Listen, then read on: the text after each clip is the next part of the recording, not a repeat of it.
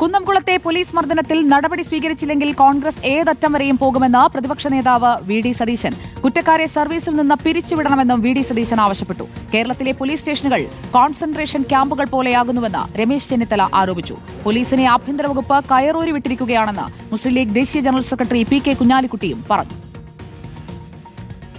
അടിയന്തരമായി ഇതുമായി ബന്ധപ്പെട്ട് നടപടികൾ സ്വീകരിക്കണം എന്ന് ഞങ്ങൾ ആവശ്യപ്പെടുന്നു. ഇത്തരക്കാരെ സർവീസിൽ വെച്ചുപൊറിപ്പിക്കാൻ പാടില്ല എന്നാണ് നിലപാട്.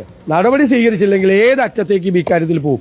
ഒരു വിട്ടുവീഴ്ചയും ഇക്കാര്യത്തിൽ ഉണ്ടാവില്ല.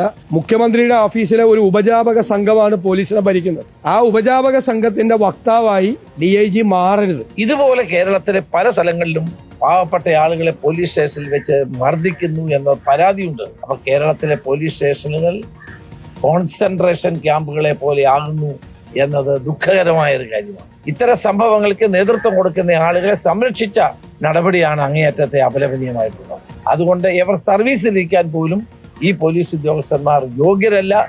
അവർക്കെതിരെ കർശന നടപടി ഉണ്ടാകണം എന്ന് ഞാൻ ആവശ്യപ്പെടുന്നു. കൊടും ക്രൂരത ആണ് ഈ ദൃശ്യം കണ്ട ആർക്കും ഫീൽ ചെയ്യാം. ശക്തമായ നടപടി ആവശ്യമാണ്. ശാശ്വത പരിഹാരം വേണം. ഇതൊരു തലോടലാണ്.